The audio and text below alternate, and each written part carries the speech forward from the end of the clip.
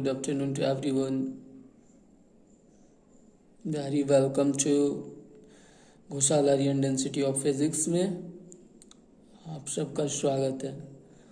और आज मैं आप लोगों को एमसीक्यूज़ बताने वाला हूँ, क्लास 8 के एमसीक्यूज़, जो कि अकॉर्डिंग टू एग्ज़ाम्स बहुत ही इम्पॉर्टेंट हैं। और आज मैं आप लोगों को एमसीक्यूज़ को एक एक करके बताने वाला हूँ।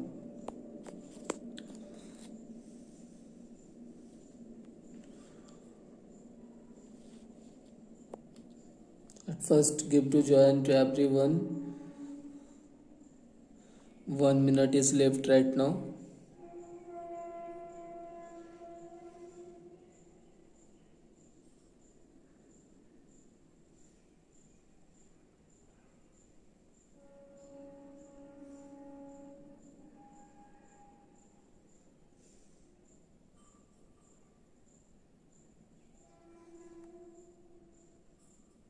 No, it is only 37 seconds.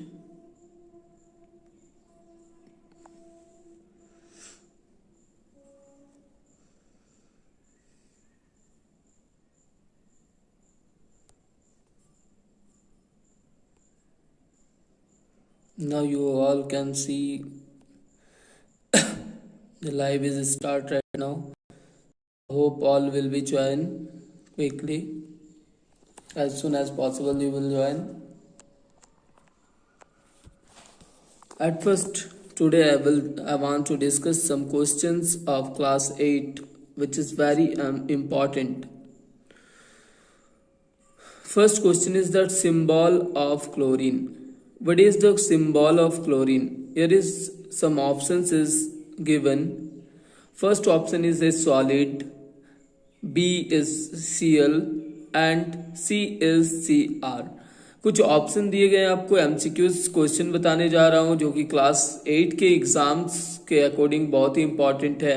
You all no guys that कि सीबीएसई ने अभी क्या किया है कि सीबीएसई ने टर्म्स 1 टर्म्स 2 के अकॉर्डिंग सारे एग्जाम्स को डिवाइड किया है, जिसमें टर्म 1 को उन्होंने कहा है कि जो एग्जाम होंगे वो एमसीक्यूज पैटर्न से होंगे। सो एमसीक्यूज क्वेश्चन आपके साइंस चैप्टर के बहुत ही इंपॉर्टेंट है, आज मैं डिस्कस करने वाला हूँ।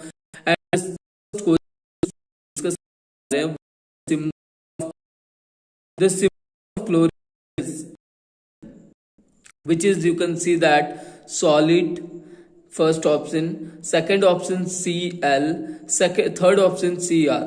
So what will be the symbol of chlorine? Chlorine का symbol क्या होगा? तो solid कोई symbol नहीं है, तो first option is not. Now second is Cl and third one is Cr. If you remember from your books metals and non-metals, then you have to click that number B. तो what will be the answer of it? तो number B. Answer क्या होगी? Number B, which is Cl. And now we have to go on the second number. Second number is that a malleable substance among the following. कौन सा malleable substance है इन सब में से? So you have option carbon, sulphur, copper. आप बता सकते हो इन चैट बॉक्स पे, बता सकते हो कि कौन सा इसका क्या है, इसमें से कौन सा मैलेबल सब्सटेंस है। तो मैलेबिलिटी किसमें होती है? कार्बन, सल्फर, कॉपर किसमें होगी? Which will be the answer of it? Then you can see that the answer will be C. Why answer will be C? Copper क्यों होगा? Because carbon and sulphur non metals हैं जो कि malleables नहीं हो सकते हैं। So copper will be metal and can be malleable, so will be the now which state of matter is essential metal? Non metal के लिए कौन सा स्टेट जो है एसेंशियल है? Which state of the matter is essentially in non metal? Non metal के लिए कौन सा स्टेटमेंट जो है वो इंपॉर्टेंट है? सॉलिड, लिक्विड और gas. Then you can see that solid, liquid and gas में जो नॉन मेटल्स के लिए एसेंशियली होते हैं वो गैस होता है। जनरली वो गैस में पाए जाते हैं mostly. So which of the following is capable to displace zinc from the solution? So you have to answer it that which of the following is capable to displace zinc from the solution. को solution से कौन ऐसा metal है जो displace कर सकता है? तो इसके लिए हम करना होगा, इसके लिए हम की रिएक्ट तो what will be the answer? Al, option दिया हुआ है Al, Fe and Ni. Al aluminium, Fe for iron and Ni for निकल. तो विच will be the answer of it? तो इन एक्टिव रिएजेंट जो होते हैं वही क्या कर सकते हैं, दूसरे उससे लो रिएक्टिव एजेंट को या एलिमेंट को डिस्प्लेस कर सकते हैं. So which will be the answer of it? Al will be the answer of it. Then Al is the answer. Okay, aluminium. Now we have to go on number 5. हमें अब number 5 पे जाना चाहिए और number 5 is that fill in the blanks है, एक blank दिया हुआ है and is the malleable and ductile. Dash is the malleable and ductile. Though you can see that a metal, a non-metal and a metalloid, or D a compound. You can see that 4 option is given. एक metal है, एक non metal है, एक metalloid है and एक compound है. 4 option दिए हुए हैं. So which will be the answer of it? कौन सा मैलेबल हो सकता है? मैलेबिलिटी प्रॉपर्टी जो होती है तो किसमें होता है? Malleability property you can see that metals, non metals ये बहुत सारे होते हैं. तो मेटल्स में जो होते हैं वो मैलेबिलिटी प्रॉपर्टी पाए जाते हैं. मेलेबल प्रॉपर्टी जो होती है किसमें पाए जाते हैं? मेटल्स में. तो what will be the answer of it? Number 5. Number 5 will be the answer of it. Sorry, number A will be the answer of number 5. 5 का जो आंसर होगा वो नंबर ए होगा, वो मेटल. एक मेटल में ये प्रॉपर्टी पाई जाती है. Now the number 6. Number 6, the most reactive metal among the following is. जो मोस्ट रिएक्टिव मेटल है among the following is what? So zinc, B number iron and C number magnesium and D number sodium. So these are the option of it and you can see that zinc, iron, C magnesium and D is sodium. Which will be the answer of it? Which is the most reactive? Which is the most reactive? You can say that in the reactive series if you will notice that, और अगर आप लोग reactive series को देखोगे अच्छे से तो आपको आंसर मिल जाएगा. उसमें जो सबसे ज्यादा रिएक्टिव है इसमें जिंक, आयरन, सोडियम और मैग्नीशियम में वो है magnesium. So number C will be the answer of it. Okay, so now we will have to go in number 7. Before to I want to see your chat. Okay Divyanshu, very good Divyanshu. Yeah metalloid, very good Divyanshu. Sulfur, okay. Solid, okay, very good. Now we will go in our next question, which is number 7.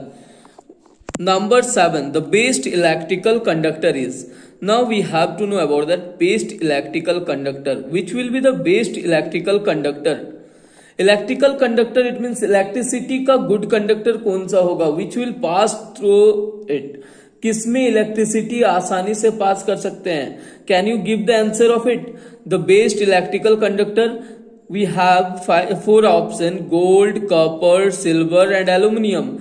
Gold, copper, silver and aluminium में कौन सा ऐसा है, कौन सा metal है जो best conductor of electricity है, जिसमें से इलेक्ट्रिसिटी बहुत आसानी से पास हो सकती है? क्या आप बता सकते हो कौन सा है? I will wait for your reply. कोई बताना चाहोगे कौन सा है? टू से you can see that the which will be we have to go on number 8, which is the reaction zinc plus copper sulfate. Zinc और प्लस कॉपर सल्फेट सॉल्यूशन दोनों मिला के बनाते हैं zinc sulphate plus copper. indicates the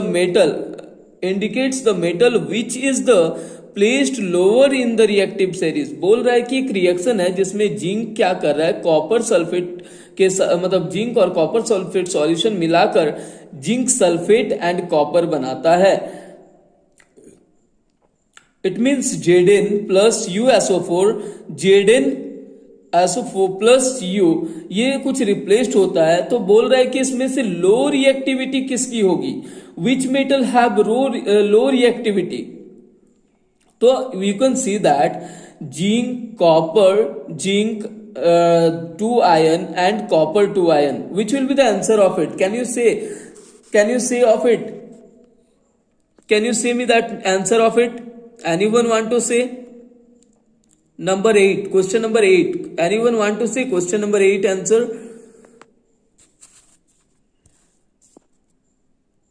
D, not D. Actually, Divyanshu, it is not D. Say that. You can see that option. Again, I am repeating the question. The reactions of reaction of zinc plus copper sulfate solution which make that zinc sulfate plus copper. Number A थोड़ा सा आप सोचो, एक Zn है, देखो Zn है plus USO4, Zn USO4 which makes that Zn SO4 plus U किसको displace कर रहा है, Cu को डिस्प्लेस कर रहा है। डिस्प्लेस किसको कर सकता है, कोई भी किसी को डिस्प्लेस कब कर सकता है, जब उससे ज्यादा क्षमता हो। इट मीन्स और जिसको डिस्प्लेस करेगा उसकी वीकनेस होनी चाहिए, वो क्या होगा, लो होना चाहिए, उसके पास पावर कम, खुद सल्फेट के साथ जुड़ जा रहा है। And number B. Now we have to go in number 9। Number 9 पे आप देख सकते हो, number 9 Fe plus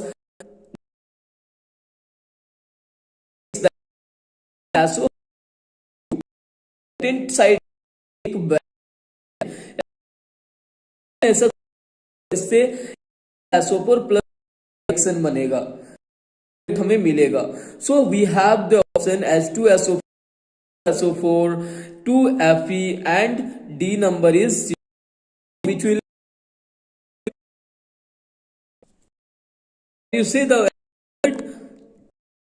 answer will be, you can set that FeSO4 we have to see. So and we have also plus U. Then आप देख सकते हो कि यहाँ पे जो फर्स्ट ऑप्शन है आपका H2SO4 है, जिसमें तो Cu है ही नहीं, तो वो पॉसिबल नहीं है। सेकंड में CuSO4 है, थर्ड में 2Fe है, एंड Fe एंड Fe ये भी पॉसिबल नहीं है उसको बनाना, तो C नंबर भी cancel.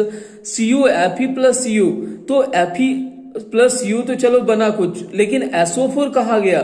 So we have to choose the option B, which makes that Fe plus USO4 which will be give a product which is that product Fe।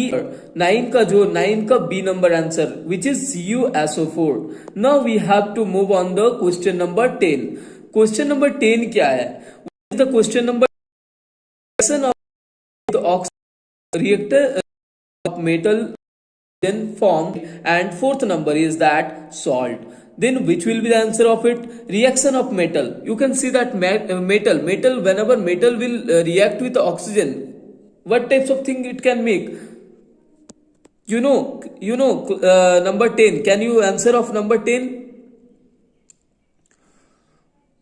Hydroxide. Okay, hydroxide. Anyone want to say anything? Anyone, if anyone want to say, okay, anyone want to say? I hope Divyanshu, you are not right now, you have to answer. Divyanshu, think that what will be the answer of it, reaction of metal with oxygen form. Oh, this is the homework में छोड़ देते हैं, आप comment section में आप comment करके बताइएगा कि क्या फॉर्म होगा। ओके, इसको हम 11, number 11 we will go on number 11, most reactive element series, and we have option of it that C is greater than K first option is C is greater than K. Second option, K is greater than Fe, Fe is greater than Sn, and Sn is greater than Mg. Then which will be the, and number C is that K is greater than Mg and greater than C and greater than Pb, and number D is K is greater than Mg is greater than Sn is greater than Pb. which will be the most reactive element series? कौन सा reactive series सही है, यहाँ पे correct है? Can you say, anyone can say that which the reactive series is correct right now? We have four options. Again I am repeating, A is that C is greater than K, K is greater than Fe, Fe is greater than Sn, Sn is greater than Mg. It is the number B option. Number C option, you can see that K is greater than Mg and Mg is greater than C and greater than Pb, and D, number D, you can see that K is greater than Mg greater than Sn greater than Pb. Then which will be the answer of it? Number D. Number D is the correct answer. Number D is the correct answer of it. Number 11, question number 11, answer is number D. Now we have to move on. Now question number 12. What is the question number 12? Just you have to see that what is the question number 12.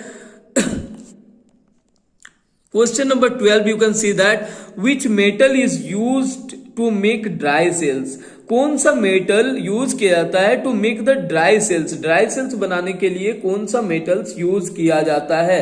यहाँ पे option है iron, cobalt, zinc and aluminium. ये चार option दिए गए हैं आपको.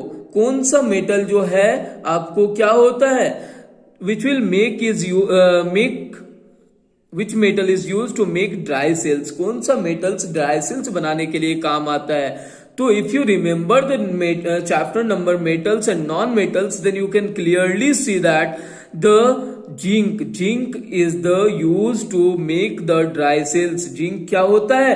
dry cells बनाने के लिए यूज किया जाता है, which is the number C. So question number 12 answer is that C. Now we have to move on. Question number 13. What is the 13? Which is non affecting fuel? कौन सा ऐसा है जो नॉन अफेक्टिंग फ्यूल है? Hydrogen, option is hydrogen, oxygen, C carbon and D sulphur. चार option दिए हैं आपको. हाइड्रोजन है, ऑक्सीजन है, कार्बन है एंड सल्फर है. Can you say what will be the answer of it? Which of the non affecting fuel? कौन सा नॉन अफेक्टिंग फ्यूल है? Anyone want to say? Anyone want to say which of the, कौन सा non affecting fuel है? कोई बताना चाहेंगे? Oxygen. No Divyanshu, not it is oxygen. Anyone want to say? Oxygen को फ्यूल में दिखा जाता है क्या? क्या आपने देखा ऑक्सीजन को नॉन अफेक्टिंग फ्यूल में यूज किया जाता है क्या कोई फ्यूल में? Anyone want to say? कोई भी बोलना चाहोगे? Okay, then I am going to answer of it. I am going to giving answer of it. Okay, I am telling you.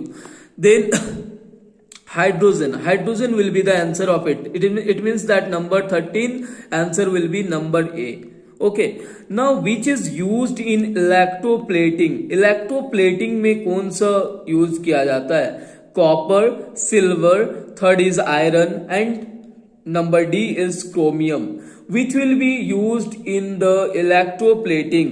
Electroplating करने के लिए कौन सा यूज किया जाता है? Number A option is copper, number B is silver, number D is chromium.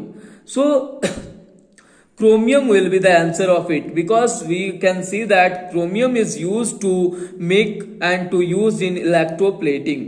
So number D. Now we have to move on number 15. Number 15, you can see that question, which is most important constituent of proteins? It is proteins. It is important for plants. Which is important constituent of protein and it is important of plant? Plant के लिए बहुत important होता है and constituent of protein भी है। ऐसा कौन सा होगा? So we have 4 options, hydrogen, sulphur, oxygen and nitrogen. Then which will be the answer of it? आप देख सकते हो कि कौन सा होगा जो प्रोटीन्स के कंस्टिट्यूएंट पार्ट भी है और साथ ही साथ प्लांट्स के लिए बहुत ही इंपॉर्टेंट होते हैं। So nitrogen will be the answer of it. It means number D. Number D will be the answer of number 15. Now we will go on number 16.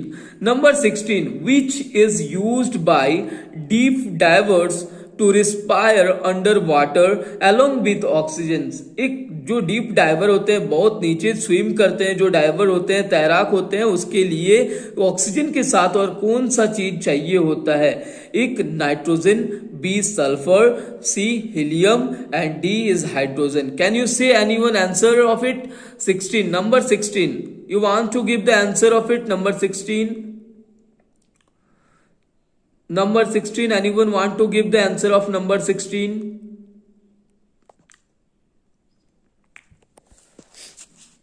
Anyone want to give the answer of number 16?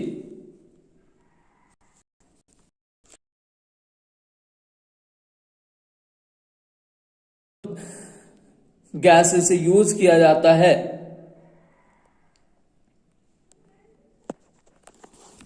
So answer will be the number 16 का जो question है उसका answer होगा number A, nitrogen. Answer will B nitrogen.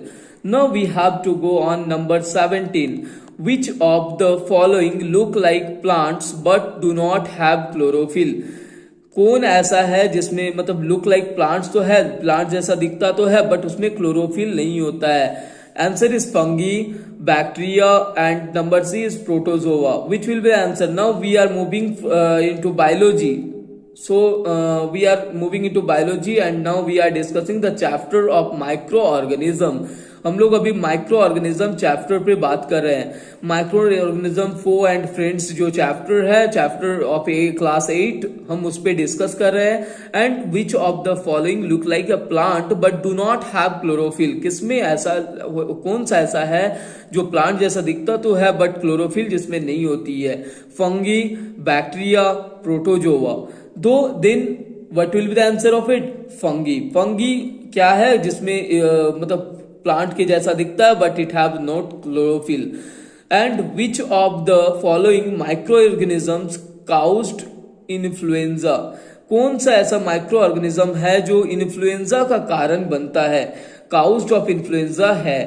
तो you have option that bacteria, virus and protozoa. Which will be the answer of it? Bacteria, virus, protozoa. कौन सा answer होगा? Anyone can say, anyone can, कौन सा ऐसा होगा? Number 18 you can see that.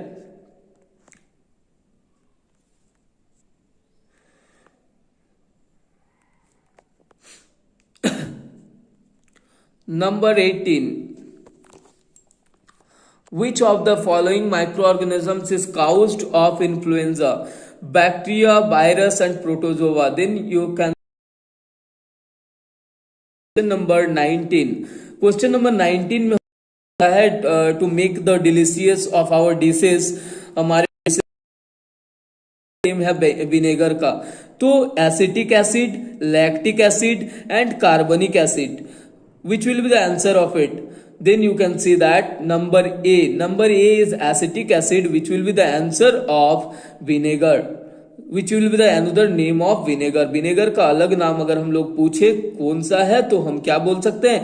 Acetic acid. और ये सारे क्वेश्चन आपके जो एमसीक्यूज पैटर्न है उसके लिए बहुत ही इंपॉर्टेंट है। एमसीक्यूज पैटर्न में बहुत ही इंपॉर्टेंट है this questions. Okay, so you have to all this question you have to learn and again I am repeating other questions. I will say and give you another questions and also I will give PDF form of lots of questions, lots of MCQs question I will give you and you have to just prepare for it.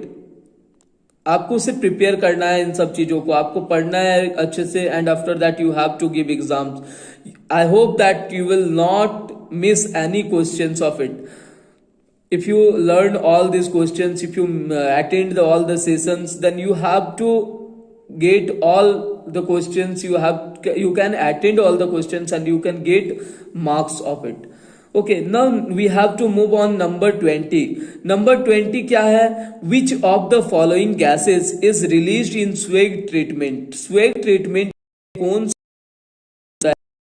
Use किया जाता है, उसमें कौन सा gas ऐसा होता है जो रिलीज होता है?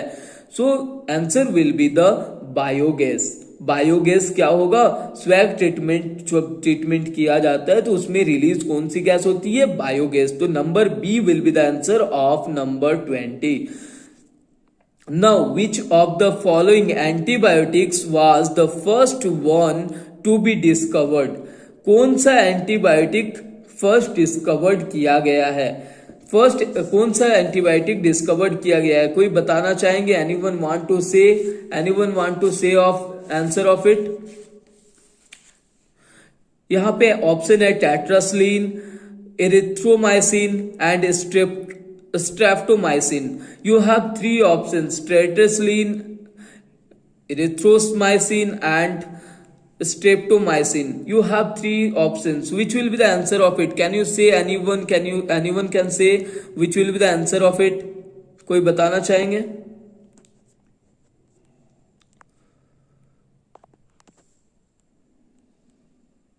Anyone want to say answer of it?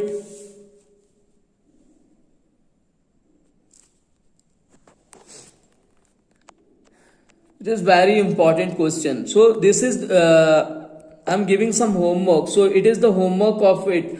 You can give me answer of it in the comment section. आप comment section में इसका भी आंसर आप बता सकते हो. Which of the following antibiotics was the first one to be discovered? Tetracycline, erythromycin and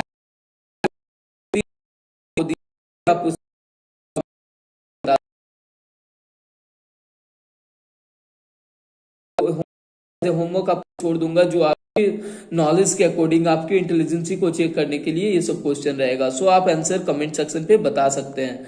and which of the following substance is added to make the process of cheese making faster? कौन सा substance जो add किया जाता है to make the process of cheese making faster? Cheese बनाने में, उसको fastly use करने में कौन सा यूज किया जाता है? कौन सा substance? Flour, milk powder and रिनेट.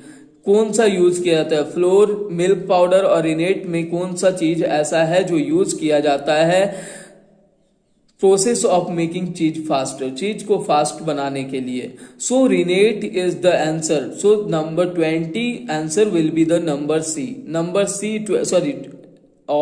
22 number questions answer will be number C, which is renate. Now we have to move on. Question number 23.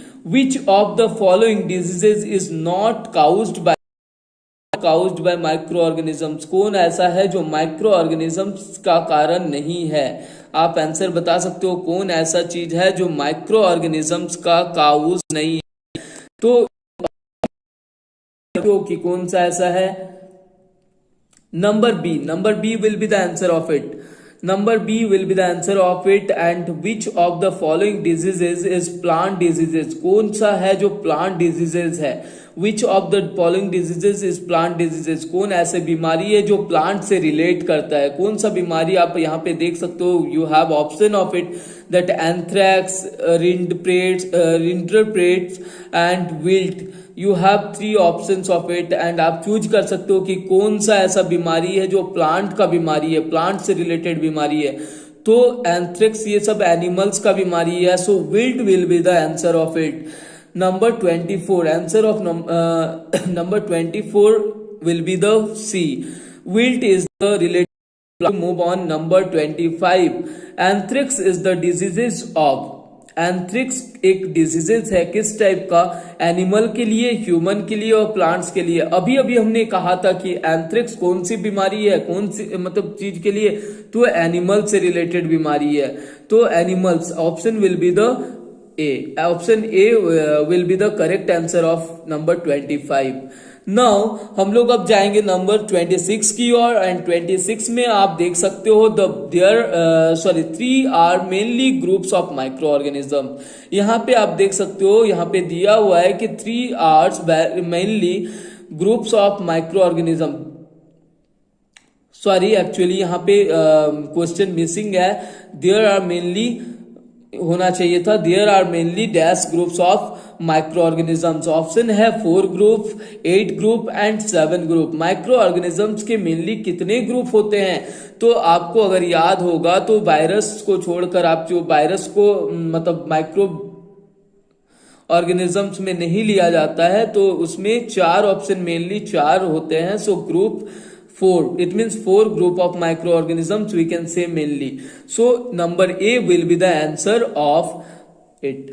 And now we have to go on the number 27. 27, yellowing of leaf is caused by, yellowing of leaf जो होता है वो किसका caused है, कौन से type का है? सो फंगी, बैक्टीरिया एंड वायरसेस किसकी वजह से होता है? जो मतलब किसी भी आप पत्ते में देखना येलो कलर का हो जाता है पत्ता, वो पत्ता येलो कलर का होने के पीछे किसका कारण होता है? फंगी का होता है, बैक्टीरिया का होता है या वायरस का होता है? So answer will be the virus, viruses is the answer of it and number 27 answer will be the number C, number C होगा इसका answer. Now we will move on number 28. A less power consuming device. The answer of number 28. 28 का answer कौन कौन बताना चाहेंगे? Can you say anyone? Anyone want to say number 28 का answer कोई बताओगे? Okay. So number 28, number 28 that a less power consuming device, a bulb, number A, option number A is bulb, number B, option number B is CFL and number C is fan. So number A will be the not correct because bulb, CFL and fan भी बहुत ज्यादा consume करता है, bulb में भी बहुत सारा देखोगे बहुत ज्यादा पावर कंज्यूम करता है। CFL will be the answer of it, which is the least power consuming device in our home and we can say that CFL। उससे भी अभी लेस पावर कंज्यूमिंग बहुत सारे डिवाइस आ गए हैं, but in this option you can choose that CFL। So number 28 answer of number 28 will be the number B। And now we have to move on number 29. Number 29, natural gas mainly consist of, natural gas जो कौन सा होता है mainly consist of किसको बोलते हैं? मतलब natural gas कौन सा होता है जिसको कंसिस्ट किया जाता है? Methane, ethane and propane. Methane, ethane and propane, इसमें से आंसर कौन सा होगा? Answer will be the methane. It means number A will be the answer of number 29। And now we have to go number 30। Number 30 में आप देख सकते हो the softest quality of coal is, जो सबसे सॉफ्टेस्ट क्वालिटी ऑफ कोल होता है वो कौन सा है? Anthracite, bituminous and lignite, which will be the answer of it. तो कंब्यूस्टन ऑफ फ्लेम, अगर बच्चे आप लोग पढ़े होंगे, अगर आप लोगों ने ध्यान से पढ़ा होगा, कंब्यूस्टन which is that coal and petroleum. In coal and petroleum you can see that the softest quality of coal is that anthracite, bituminous and lignite। कौन सा आंसर होगा? So lignite, because lignite क्या होता है? पीट से थोड़ा ज्यादा हार्ड होता है बट सॉफ्टेस्ट होता है बाकी से। तो यहाँ पे एंथ्रेसाइट एंड बिटुमिनस का ऑप्शन दिया गया था, यहाँ पे उसके अकॉर्डिंग लिग्नाइट जो है वो सॉफ्टेस्ट कोल होगा जो कि पीट से थोड़ा ज्यादा हार्ड होता है। And now we have to move on question number 31. Petroleum. Petroleum is mainly formed by the bural of, petroleum जो होता है वो ब्यूरल ऑफ किसका? Terrestrial plants and animals, aquatic plants and animals and both A and B. को इसका answer होगा petroleum. जब you all know that petroleum, how to form petroleum, कैसे फॉर्म होता है? वो सालों साल जो दबे मतलब पेड़ पौधे या जो भी एनिमल्स होते हैं वो दब जाते हैं समुद्र में, तो उसके बाद क्या होता है? उसके बाद मतलब हजारों साल बाद क्या होता है? पेट्रोलियम जो चीज बनता है, तो वो क्या है? टेरेस्ट्रियल प्लांट्स है, animal aquatic plants and animals का है, बोथ ए एंड बी है। तो B number aquatic plants and animals are the answer of number 31। Number 31 का आंसर क्या होगा? Aquatic plants and animals. Now we have to move on number 2। Fossils are, fossils क्या है? Natural resources. So you can say that number C will be the answer of number 32. And now we have to move on. Which of these is called black gold? Black gold किसको कहा जाता है? काला सोना। काला सोना किसको कहा जाता है? Number A coal, number B petroleum, number C coal tar. कौन ऐसा चीज है जो मतलब आप यूज करते हैं एंड कौन ऐसा है जो ब्लैक गोल्ड कहलाता है? So coal, petroleum and coal tar. You can hear that. बात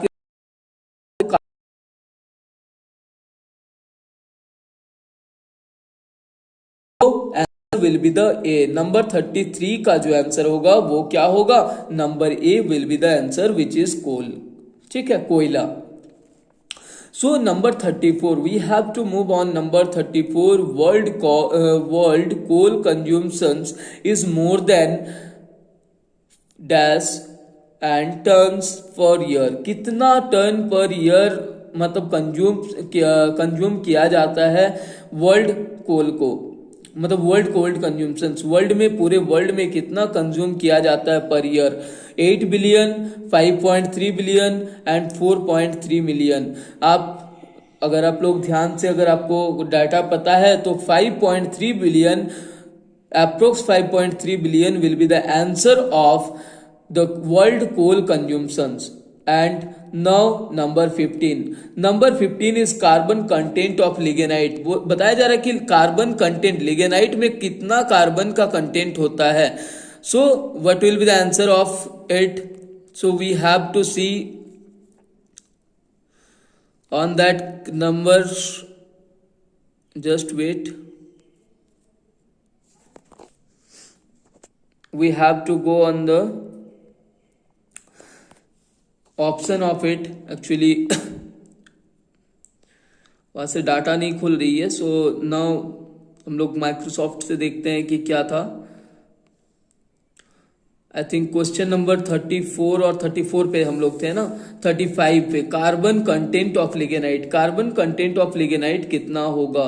A 20 to 25%, number B is 80 to 90% and number C is 60 to 67%। Lignite जो कोल है, कुछ कोल 4 टाइप के होते हैं एंड उसमें से peat, lignite, anthracite, bituminous, this are the part of it. And जिसमें कंटेंट ऑफ कार्बन लिग्नाइट में बताया जा रहा है कि number 60 to 70%, then answer will be the 60 to 70%. Now we have to move on. Question number 36, which is known as hard coal. Question number 36 में पूछा जा रहा है कि कौन सा हार्ड कोल है। यहाँ पे ऑप्शन दिया है पीट, बिटुमिनस एंड लिग्नाइट, 3 ऑप्शन दिया हुआ है। तो अगर आपको इन तीनों में से सबसे हार्ड कोल पूछा जाए तो बिटुमिनस है, क्योंकि पीट सबसे सॉफ्टेस्ट कोल होता है, उससे थोड़ा सॉफ्ट मतलब थोड़ा सा हार्ड होता है लिग्नाइट एंड लिग्नाइट से हार्ड होता है बिटुमिनस। तो answer will be the bituminous of it. Now number 37. 37 is the destructive distillations of coal done at. Destructive distillation जो कोल का किया जाता है वो कितने डिग्री सेल्सियस पे किया जाता है? फर्स्ट ऑप्शन यहाँ पे दिया हुआ है 100 डिग्री सेल्सियस, सेकंड ऑप्शन दिया हुआ है 200 degree Celsius and third option दिया हुआ है 1000 डिग्री सेल्सियस। तो कौन सा आंसर होगा इसका? 100 degree Celsius, 200 degree Celsius and 1000 degree Celsius. तो if you remember that, if you learn the book, then you can recall that destructive distillations का जो टेम्परेचर होता है वो बहुत हाई टेम्परेचर होता है, जिसके लिए हम ऑप्शन सी की ओर जाएंगे और 1000 degree Celsius will be the answer of destructive distillations of a coal. It means the number 37 answer will be the 1000 degree Celsius. Now we have to move on. Question number 38. 38 की ओर जाएंगे। Question number 38 में क्या पूछा जा रहा है? Can you see that? Black colour थोड़ा सा थिक होता है, विस्कस लिक्विड जो गाढ़ा होता है वो किसको कहते हैं? ऑप्शन दिया हुआ है coke, coal tar and coal gas.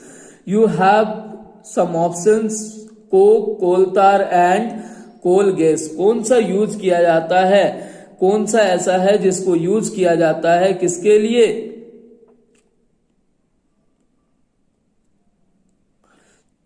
Can you say that, कौन सा ऐसा है जिसको यूज किया जाता है as a viscous black colour thick liquid जिसको बोलते हैं? तो कोक नहीं होगा क्योंकि कोक तो मतलब जो सॉलिड फॉर्म में रहते हैं। And so coal tar will be the answer of it, because coal gas जो है वो भी गैस फॉर्म, तो it means that coal tar will be the answer of it. It means black colour thick viscous liquid is coal tar. It means that 38 number answer that types of coal you can see that A 4 types, B 2 types and C 3 types। कोल कितने type के होते हैं? So just अभी अभी अगर आपने मतलब continuously देखा होगा हमारे सेशंस को, तो मैंने अभी अभी कहा था types of coal. How many types of coals? You can see that peat, bituminous, lignite, anthracite. So it means 4 types of coal you can see. So answer will be the number A।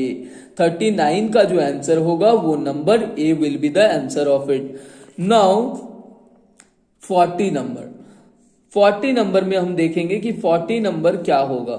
What will be the of 40 number? Number 40 you can see that content of carbon content of anthracite। Anthracite में carbon का content कितना होगा ये हम देखेंगे। 60 to 70% number एक का option है। नंबर ए ऑप्शन जो है वो है 60 to 70%। नंबर बी ऑप्शन जो है 80 to 90% एंड नंबर सी जो ऑप्शन है वो 90 to 98%। Then what will be the answer of it? Carbon content on anthracite. Anthracite जो है वो मतलब चौथा नंबर वाला टाइप्स है। You can say that 4th number types है। So 4th number of types, it means peat में कम होता है, उससे थोड़ा ज्यादा लिग्नाइट में होता है, उससे थोड़ा ज्यादा बिटुमिनस में होता है एंड लास्ट होता है एंथ्रेसाइट, जो कि 92 to 98% ऑफ कार्बन कंटेंट उसमें पाया जाता है। So answer will be the 92 to 98% which is number C. तो 40 नंबर का जो आंसर होगा वो होगा number C. Now we have to move on 41। 41 जो है वो है क्या? Substance which give off heat and light after burning are called। जो सबस्टांस क्या करता है, हीट एंड लाइट देता है आफ्टर बर्निंग, उसको क्या कहते हैं? What will be the answer of it? जिस सबस्टांस मतलब जिस सबस्टांस में उसको जलाने के बाद क्या होता है, हीट एंड लाइट देता है, वो कौन सा होता है? तो इसको आप लोग एज ए होमवर्क रख लीजिए। आप लोग एज ए होमवर्क 41 को आप लोग बनाओगे। 41 में जो है उसको आप लोग एज ए होमवर्क बनाओगे। And now we have to move on 42। 42 जो है the coolest part of flame is. Coolest part, एक फ्लेम, आप फ्लेम को देखे होगे, चाहे आप वो दिया ले लो या मोमबत्ती ले लो, इट मीन्स कैंडल आप ले लो, उसमें जो फ्लेम होती है, फ्लेम को अगर ध्यान से दिया होगा वो देखा होगा तो आपने देखा होगा कि you can see that it have lots of parts. It have 3 parts. So in the 3 part which is the coolest part of the flame? Flame में जो कूलेस्ट पार्ट होता है वो कौन सा होता है? Innermost part, outermost part और middle part. Which will be the answer of 42? So innermost part जो होता है वो सबसे ज्यादा कूलेस्ट पार्ट होता है किसी भी फ्लेम में। Now we have to move on question number 43 which is that combustion is a. Combustion क्या है? Is a physical process. Number 1 दिया हुआ है फिजिकल प्रोसेस। नंबर बी दिया हुआ है केमिकल प्रोसेस। नंबर सी दिया हुआ है रिवर्सिबल प्रोसेस। इसमें से क्या है? कंब्यूस्टन इज ए प्रोसेस, किस टाइप का प्रोसेस है? फिजिकल प्रोसेस है, केमिकल प्रोसेस है, रिवर्सिबल प्रोसेस है, किस टाइप का प्रोसेस है? तो फिजिकल प्रोसेस तो कंब्यूस्टन हो नहीं सकता है, रिवर्सिबल प्रोसेस भी नहीं है, तो chemical process you can see that it have to produce because of a chemical reaction, it makes a chemical reaction, so it is the chemical process. Number B will be the answer of number 43। And now we will move on 44 and again I am repeating this, अगर आप लोग पूरे session को देखोगे तो आपको कोई भी ऐसा क्वेश्चंस नहीं है जो आपको इन चैप्टर्स में, जो साइंस के कुछ चैप्टर आपको सिलेक्ट किया गया है उन चैप्टर में कोई भी दिक्कत होगी। आपको चैप्टर जो सिलेक्ट किया गया है इस एमसीक्यूज के लिए वो किया गया है माइक्रो ऑर्गेनिज्म से, मेटल नॉन मेटल से, कंबस्टन्स ऑफ फ्लेम से, एंड कोल एंड पेट्रोलियम से, एंड फोर्स एंड प्रेशर से। This are the some chapters which questions MCQs questions are given in this session, and which MCQs question we will discuss in this session. We have lots of questions and one by one we will discuss, and every questions will be important according to your exam. So very clear, you have to very clear according to CBSE board and rule and regulations. You all know that divide किया गया है दो terms में, and which is the term 1 will be the MCQs and term 2 will be the subjective. So term 1 के लिए preparation के लिए class 8 के लिए जो एमसीक्यूज इंपॉर्टेंट हैं वो आज डिस्कस किया जा रहा है, आप देख सकते हो, and you can see and you can understand it. Now number 43, combustion is a physical process, chemical process. हमने बताया कि 43 का जो आंसर होगा वो नंबर बी होगा, chemical process. Now we have to move on that 44, calorific जो value of wood का कैलोरीफिक वैल्यू कितना कैलोरी वो मतलब रिलीज कर सकता है, कैलोरीफिक वैल्यू कितना होता है, 6,000 to 8,000, 17,000 to 22,000, and number C is that 45,000। कितना अमाउंट ऑफ कैलोरीफिक वैल्यू होता है किसी वुड का। तो वुड का जो कैलोरीफिक वैल्यू होता है, तो आपको अपने ध्यान दिया होगा कि आपके क्लास 8 में एक चार्ट भी बना होता है, कैलोरीफिक वैल्यू को लेकर एक चार्ट दिया रहता है। अगर आपने पढ़ा है ध्यान से क्लास 8 के बुक को तो आप एक चार्ट देख पाओगे जिसमें से कैलोरीफिक वैल्यूज दिए हैं, और उसमें से आप पाओगे कि वुड का जो कैलोरीफिक वैल्यू होता है वो कितना होता है, 17,000 to 22,000। तो number B will be the answer of number 44। 44 का जो आंसर होगा वो नंबर बी होगा। Now which part of the flame is known as dark zone, कौन सा पार्ट फ्लेम का डार्क जोन कहलाता है। फ्लेम में कौन सा पार्ट होता है जो डार्क जोन कहलाता है। First one option is that inner part, second one is that outer part, and third one is that mid part. किसको डार्क जोन कहते हैं, which part of the flame is known as dark zone. Flame में कौन सा part dark zone कहलाता है। तो यहाँ पे डिनर पार्ट आप देख सकते हो, तो डिनर एक्चुअली नहीं है, वो इनर पार्ट है, वो 2 बार रिपीट हो गया by mistake. So inner part first option, 2 number option है जो outer part, and number C जो है वो है मिड पार्ट। तो answer will be the number A which is that inner part. Inner part will be the dark zone. Inner part, we can say inner part is called and known as the dark zone of the flame. Now number 46, types of fuel.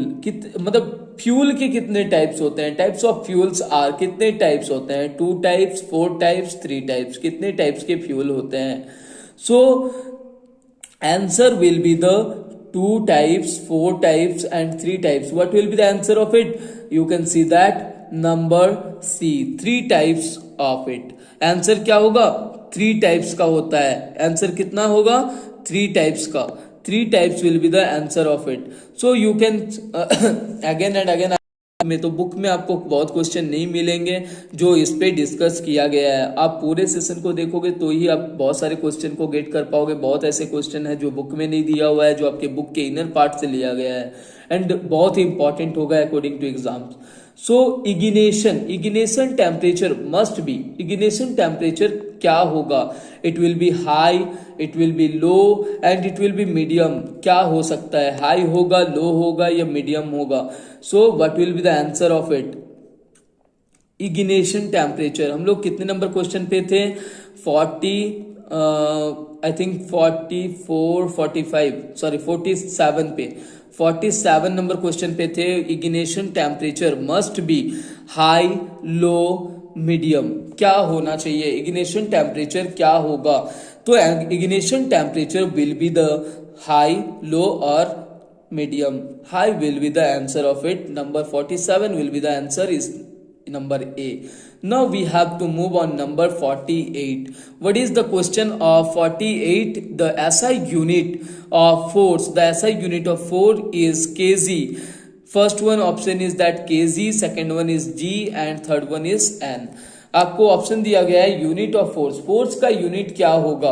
It is the chapter number force and pressure से लिया गया question है. Force and pressure chapter से question लिया गया है. So what is the SI unit? The unit of force is kg, g and N. तो answer will be the N, क्योंकि किलोग्राम जो केजी होता है, किलो इट मीन्स किलोग्राम, वो किसके लिए? मास के लिए यूज किया जाता है. ग्राम भी मास के लिए यूज किया जाता है, जो जी स्टैंड करता है. So N is stand for force. N is top 9. Number 49 पे क्या है? A body falls downward because of force. एक बॉडी डाउनवर्ड फॉल करता है. आपने देखा होगा कि एक बॉडी, किसी भी चीज को आप ऊपर की ओर फेंकते हो तो वो ऑलवेज नीचे की ओर आके गिरता है. ऐसा क्यों होता है? कभी आपने सोचा है कि ऐसा क्यों होता है? किसी भी चीज को ऊपर फेंकते हैं तो नीचे आता है. It will always falls on downward directions. तो what will be the force? Which types of force applied on this body, in this object? Gravitation force. Number A option is gravitation force. Number 2 option is muscular force, and number 3 is option of frictional force. So you have to if you remember of the chapter force and pressure, then you have to know about that the जो muscular force होते हैं. muscular force it means that muscles के द्वारा, it means our muscles will, if our muscles will applied anything, then it is called muscular force. But frictional force क्या होता है? दो चीजों के बीच जो friction के कारण होता है. It means whenever two things, two objects will be contact each other, then it makes friction, and that is called frictional force. तो frictional force के कारण कोई ऑब्जेक्ट रुक सकता है. ये मतलब ऐसा नहीं हो सकता कि वो डाउनवर्ड आ सकता है. डाउनवर्ड में भी फ्रिक्शन होते हैं, बट वो आ नहीं सकता डाउनवर्ड डायरेक्शन फ्रिक्शन की वजह से. सो what will be the answer of it? Gravitation force will be the answer of it, and number 49 answer will be the number A. Now we have to move on number 50. Number 50 is pressure is defined as. pressure defined होता है किसके द्वारा? Area by force. एक number option है area by force. Number 2 है area by into force area, and number C है force and area, force by area. तो किस इनटू फोर्स में या फिर force into force by area? So answer will be the force by area. So number C will be the answer of number 50. Now we will move on number 51. The standard unit of pressure is. The standard unit of pressure क्या होगा? You have options. तो pressure का unit क्या होगा? तो pressure के unit क्या होता है? न्यूटन्स. तो किसका होता है? न्यूटन्स होता है. न्यूटन किसका होता है? फ्रीक्वेंसी का होता है. तो pascal will be the answer of pressure. So 51 का जो आंसर होगा which will be the pressure. It means number B will be the answer of it. And now we have to move on 52. Pressure exerted by liquid and liquid can be measured by. Pressure exert किया जाता है by the liquid and can be measured by. किसके द्वारा? Liquid का जो pressure होता है वो किसके द्वारा मेजर किया जाता है? एक नंबर बैरोमीटर, दूसरा है स्पीडोमीटर एंड तीसरा है मैनोमीटर. किसके द्वारा? कैन एनीवन वांट टू से? कोई बताना चाहोगे कि किसके द्वारा प्रेशर को एक्सर्ट, प्रेशर को लिया जाता है? Yeah Mahesh it is that gravitational force. Yeah you are right. Now can you say that? Anyone want to say? Anyone want to say that the number our questions? We have to go on the question number 50, and number 50 is that the standard unit of pressure which is that Pascal. Now we have to number 52 था. Question number 52 था pressure exerted by liquid. Pressure जो liquid के द्वारा exerted किया जाता है वो किसके द्वारा मेजर किया जाता है? Number C will be the answer of it. Manometer. Manometer will be the answer of it. Now it means that number 52 answer will be number C. Number C will be the answer of number 52. Now we have to move on number 53. 53 की ओर move करेंगे and 53 में आप देख सकते हो कि formula of air pressure. Air pressure का formula क्या होगा? अभी तक तो हम लोग जनरली प्रेशर की बात कर रहे थे, बट एयर प्रेशर का फॉर्मूला क्या होगा? एयर जो हमारे, suppose that you all know that air एक प्रेशर लगाती है, आप सोचते हो मतलब our atmosphere also applied some pressure, तो वो प्रेशर हम लोग किस फॉर्मूला से निकाल सकते हैं? फर्स्ट ऑप्शन दिया हुआ है air area by force, second option दिया हुआ है force by area, third option दिया है weight of air and column, weight of air column by area. तो फोर्स तो हो सकता है प्रेशर, नंबर जो है weight of area air column by area.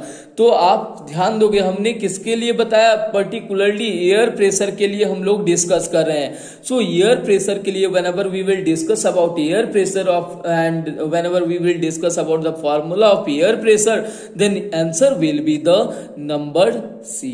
Number C, it means that weight of air column, एक एयर कॉल्यूमन होगा, you can see that, एक हम लोगों ने पढ़ा भी था, if you remember that our chapter और sessions, then you have to remember कि एक एरिया में, एक कॉल्यूमन में जितना एयर उसमें वेट होता है जितना उसका, और उसकी जितनी एरिया होगी उसको डिवाइड करेंगे तो हमारा क्या होगा, प्रेशर निकलेगा, एयर प्रेशर निकलेगा। तो formula will be number C. So 53 का जो फॉर्मूला होगा वो नंबर सी।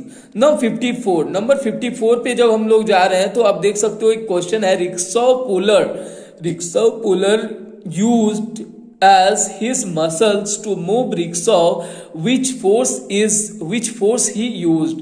बोले कि एक रिक्शा पुलर जो होता है, रिक्शा चलाने वाला, एक रिक्शा चलाने वाला अपने मसल्स के द्वारा अपने रिक्शा को मूव कराता है, तो कौन सा फोर्स वो यूज करता है? ये बहुत ही डेली लाइफ एक क्वेश्चन है, day to day life related question है। तुम रिक्शा चलाने वाला, एक रिक्शा चलाने वाला अपने रिक्शा को मसल्स के द्वारा पुल करता है, इसमें कौन सा फोर्स लगता है? Number A muscular force, number B gravitational force, number C frictional force. कौन सा फोर्स वो रिक्शा को आगे बढ़ाने के लिए यूज करता है? तो answer will be the muscular force of it, muscular force will be the answer of it. And now we have to move on number 55। Number 55 क्या है? ए फोर्स ऑफ एट्रैक्शन और repulsion exerted by magnets is called। एक force of attraction और repulsion, आप देख सकते हो force of attraction and repulsion जो होता है, एट्रैक्शन एंड रिपल्सन आप लोग सभी जानते हो कि किसी चीज का पास आना, दो चीज मतलब आपस में कनेक्ट होना या अट्रैक्ट करना एट्रैक्शन कहलाता है। रिपल्सन जब दो चीजों को पास में लाते हैं एंड वो एक दूसरे को दूर की ओर ले जाते हैं तो उसको रिपल्सन कहते हैं। तो attraction and repulsion exerted by किस मैग्नेट इज कॉल्ड, किसके द्वारा एक एट्रैक्शन रिपल्सन हम लोग बचपन हम लोग मैग्नेट को खेलते आ रहे हैं, और आपको याद भी होगा, अगर आपने देखा होगा कि मैग्नेट को हम लोग जब खेलते हैं तो क्या होता है, कभी कभी मैग्नेट को हम सामने लाते हैं तो वो चिपकता नहीं है, बट बहुत टाइम क्या होता है मैग्नेट एक दूसरे को धक्का दे देता है, मतलब वो सामने लेने की कोशिश करते हैं बट वो क्या करता है, धक्का देते रहता है। बट समटाइम्स देखते हैं कि वो आके चिपक जाता है, दो साइड उल्टा कर देते हैं तो वो आके चिपक जाता है। तो ये क्यों होता है? Attraction and repulsion by exerted by magnet is called, कौन सा फोर्स यूज होता है? Muscular force. क्या हम लोग हाथ से उसको चिपकाते हैं या मसल्स के द्वारा टाइट करके कुछ करते हैं, या ग्रेविटेशनल फोर्स, ग्रेविटी क्या मतलब ग्रेविटेशनल फोर्स अप्लाइड होती है, answer is a different kind of force which is we can see on by the magnet or due to magnet which is called magnetic force। and magnetic force के बारे में बहुत सारा कुछ आपको life में जानना होगा। class in your higher classes you will study more about the magnetic force and magnetic field and also about magnet। so मजेदार होने वाला है आपका life, don't worry for it। if you want to go with science your life will be very clear and very interesting, so don't worry for it and be always practical for your life। and now we are moving question number 56। अब हम लोग question number 56 की बात करेंगे। Atmospheric pressure is measured by a unit is called, एक atmospheric pressure use किया जाता है as a measured by the unit is called manometer, barometer and speedometer. कौन सा यूनिट के द्वारा किया जाता है? मैनोमीटर से, बैरोमीटर या स्पीडोमीटर होगा नंबर बी। सो आप इसी तरह क्या है कि कंटिन्यू हम क्वेश्चन करते जाएंगे, और भी क्वेश्चंस आपको देंगे, आपको क्वेश्चंस इसमें भी देंगे, मतलब आपको क्वेश्चन पीडीएफ फॉर्म में आपको सारा क्वेश्चन में जो एमसीक्यूज पैटर्न आने वाली है उस पे आपका कोई भी क्वेश्चन छूटेगा नहीं। Now we have to move on breathing is the application of. Pressure, liquid exert करता है किस टाइप का प्रेशर, मतलब किधर प्रेशर होगा उसका, downward direction, upward direction and all direction. किस डायरेक्शन में एक लिक्विड, आप पानी भर दो किसी एक प्लास्टिक में, you can do this experiment easily in your home. आप एक्सपेरिमेंट को करके देख सकते हो अपने घरों में, बहुत ही इजी है एंड बहुत ही सस्ता पड़ेगा। आप एक प्लास्टिक ले लो, एक पॉलिथीन जिसको बोलते हैं कैरी बैग, तो उसमें क्या करो, आप पानी भर दो, तो उसमें जो प्रेशर होगा पानी का वो किधर एक्सर्ट करेगा, किस डायरेक्शन में, अपवर्ड डायरेक्शन में, डाउनवर्ड डायरेक्शन में या ऑल डायरेक्शन में। तो if you learn, if you will do this experiment, then you can see that it will be the exerted pressure in all directions। And 50 number question, which is breathing is the application of, breathing is the application of a number A gravitational force, number B atmospheric force, number C electrical force. क्या होगा इसका answer? Number A पे दिया हुआ है gravitational force, number B पे दिया हुआ है atmospheric pressure and number C पे दिया हुआ है electrical force. So which will be the answer of it? Breathing is the application of कौन सा मतलब जो हम लोग सांस लेते हैं, तो ये ग्रेविटेशनल फोर्स के कारण, एटमॉस्फेरिक प्रेशर के कारण या इलेक्ट्रिसिटी के कारण। इलेक्ट्रिकल फोर्स में इलेक्ट्रिसिटी अप्लाई होगी तो क्या होगा? तो answer will be the atmospheric pressure. Number B will be the answer of 58। And again I am saying that number B का जो आंसर होगा वो क्या होगा? Atmospheric pressure of 50। तो 1 पास्कल का derivation, it means that formula of 1 pascal, इसका option मैं नहीं बता रहा हूं, डायरेक्टली आप कमेंट सेक्शन में इसका आंसर बता सकते हैं मुझे। आप कमेंट कर सकते हैं कि आप आंसर चाहते हैं। पास्कल इसका एक पास्कल मींस 1 पास्कल बराबर कितना होता है, उसका फॉर्मूला क्या होगा? लाइक दैट जो 1 amount 1 newton is equal to, उस तरह आप जो लिखते हो तो इसी तरह आप लिखते हो, तो इसी तरह 1 पास्कल के लिए आप कौन सा फॉर्मूला यूज करते हो वो आप हमें कमेंट सेक्शन पे बता सकते हैं। एंड साथ ही हमारे चैनल के साथ आप जुड़े रहिए। इसी तरह आपको बहुत सारे न्यूमेरिकल क्वेश्चन, आपको चैप्टर्स के नोट्स, आपको चैप्टर का डिस्कशन, फुल्ली डिस्कशन एंड साथ ही आपको एमसीक्यूज क्वेश्चंस बताए जाएंगे। एंड एमसीक्यूज क्वेश्चन जो आपके नवंबर दिसंबर में अकॉर्डिंग टू सीबीएसई आने वाले हैं वो बहुत ही इजी तरीके से आपका क्लियर हो जाएगा। So now I am going to ending of the session. हम लोग यहीं तक रखते हैं आज, and next day we will discuss questions के साथ और भी 150 क्वेश्चन मैं आपको दूंगा। अटेंड द सेशन, आप सेशन को अटेंड करो। मैं यहाँ पे आपको 150 और क्वेश्चन दूंगा जो आपके एग्जाम्स के लिए बहुत ही इंपॉर्टेंट होने वाले हैं। So bye everyone, thank you to watching and thank you to join the session. If anyone have any query, you can ask last time, and after that we will move.